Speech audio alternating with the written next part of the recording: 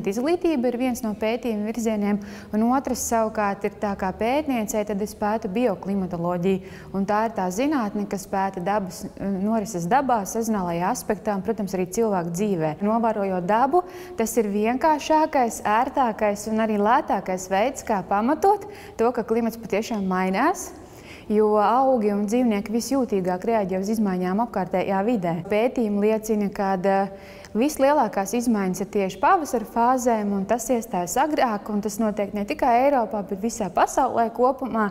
Tie pēdējie dati liecina, ka pēdējos 30 gados fenoloģiskais pavasars, jeb tas zaļošanās sākums, ir līdz pat 10 dienām sācies agrāk nekā tas ir, teiksim, bijis iepriekšējā atskaites periodā.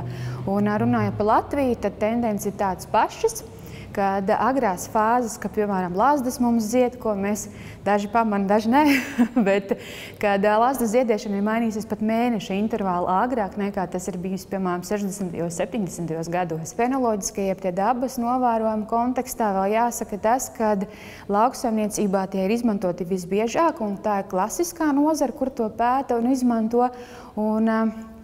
Ņemot vērā tās prognozes, tad laikapstākļi mums būs vēl neprognozējamāki, un līdz ar to tad mēs kā lauksaimnieki, mēs nemaz nezināsim, cik liela būs tā raža, vai būs lieli postījumi vai mazi postījumi. Līdz ar to mēs ekonomiski nemācīsim aprēķināt to iegūmus vai zaudējumus, un tas, man liekas, ir tāds vislielākais risks tieši lauksaimniekiem. Grāmatā ir nodaļa par mežsaimniecību un lauksaimniecību, un tīri par klimata mainības ietekmi uz šīm svarīgajām sfērām, kas, man liekas, ikvienam latvietim ir svarīga un būtiska, jo mežsaimniecība, kā mēs labi zinām, tas ir mūsu IKP galvenais ienākuma avots, un arī latviešiem, man liekas, ikvienam pieder tāds mazdārziņš, un tad lauksaimnieki mēs esam bijuši un būsim vienmēr.